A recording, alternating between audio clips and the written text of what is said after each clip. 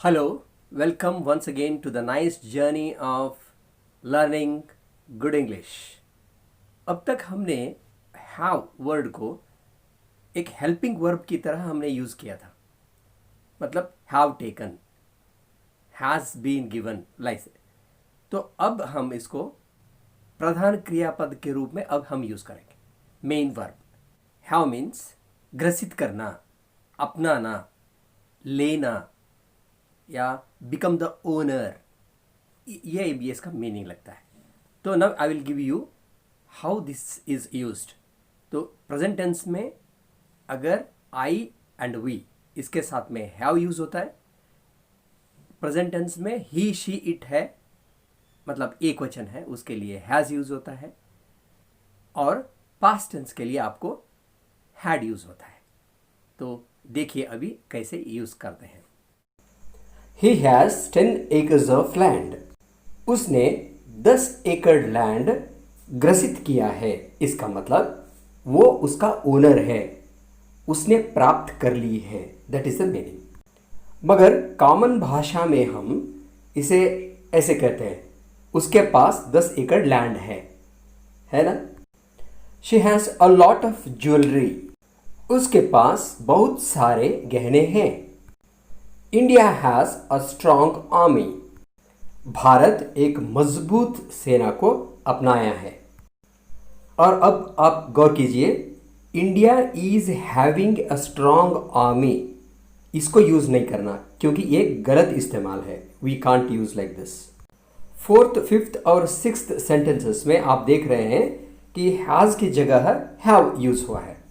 तो अगर subject singular होता है, थर्ड पर्सन, तो उसको हैज़ यूज़ किया जाता है, और plural and you and I इनके लिए आप हैव का इस्तेमाल करना।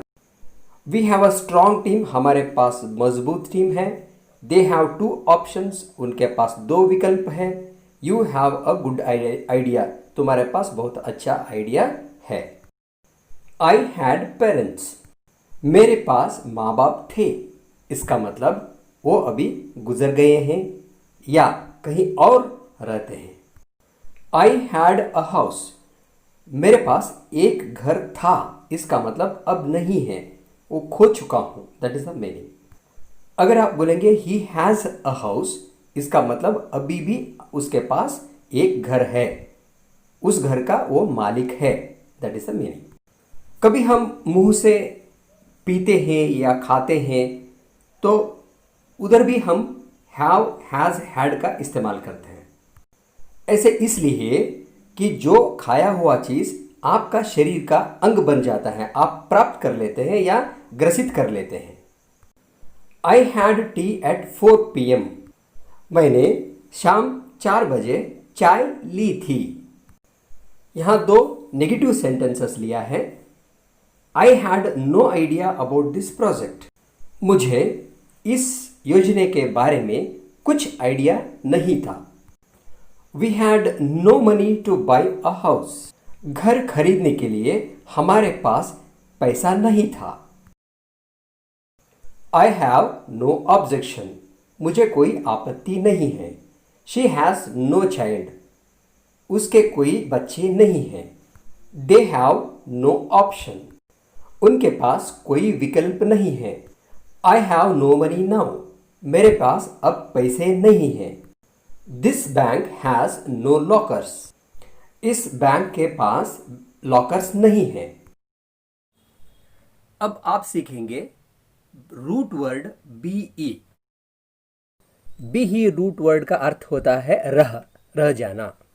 तो इसका प्रेजेंट टेंस में एम, इज और आर, ये तीनों इसके प्रेजेंट टेंस के रूप है।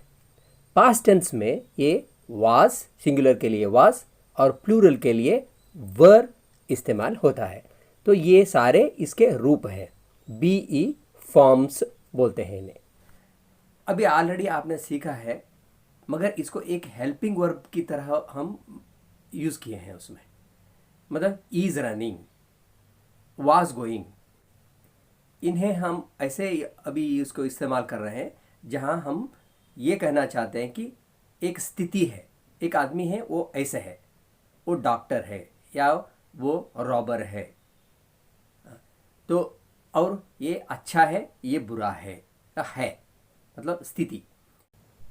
बी रेडी तैयार रहो, बी काम शांत रहो, बी स्ट्रांग मजबूत रहो, बी लाइक ए सोल्जर एक सैनिक की तरह रहो, be here for some time कुछ देर के लिए यहाँ रहो, बी इन योर सेंसेस होश में रहो, be alert all the time हमेशा चौकन्ना रहो। आई एम हियर मैं यहाँ हूँ, वी आर हियर हम यहाँ हैं, आई एम वेल मैं स्वस्थ हूँ, वी आर वेल हम स्वस्थ हैं, आई एम इल मैं अस्वस्थ हूँ, वी आर इल हम अस्वस्थ हैं, आई एम एट होम मैं घर पे हूँ, वी आर एट स्कूल हम पाठशाला में हैं, he is at the door वह दरवाजे पे है, इसका मतलब वो कहाँ खड़ा है, ही इज़ डार्क वह काला है, इसका मतलब उसका स्किन का कलर वो काला है, it is in the box वह बक्से के अंदर है, शी इज़ फेयर वह गोरी है।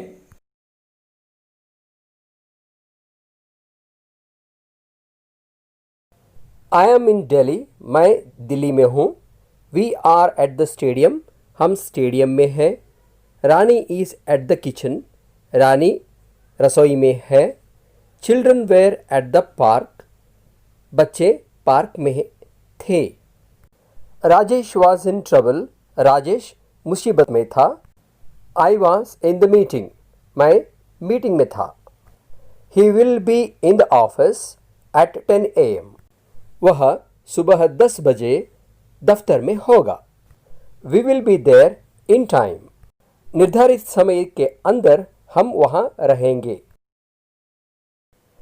ही इज़ रानीज ब्रदर वह रानी का भाई है, my sister is a teacher मेरी बहन शिक्षिका है, हर पेरेंट्स आर फार्मर्स उसके माता पिता किसान हैं, आई एम 6 feet tall मैं 6 फुट लंबा हूँ, माई फ्रेंड इज़ ब्यूटिफुल मेरी सहेली सुंदर है।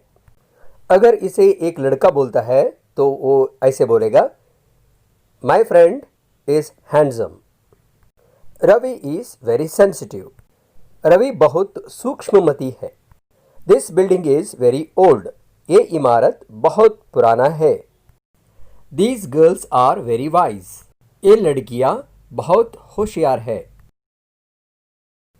I was a student of this school मैं इस पाठशाला का विद्यार्थी था, we were the members of the group हम इस ग्रुप के मेंबर थे, शी वॉज अ लॉयर इसका मतलब वो अब लॉयर नहीं है, अब प्रैक्टिस नहीं करती, दोज स्टूडेंट्स वर एक्टर्स वो विद्यार्थी एक्टर्स थे, आई वॉज अ सोल्जर और I had been a soldier मैं एक फौजी था या मैं एक फौजी रहा करता था। सिर्फ एक बार सुन के याद नहीं रहेगा, आप इन सब को लिखिए और इनको बार बार देखिए और अच्छी तरह से पढ़ के इन्हें अपनाइए।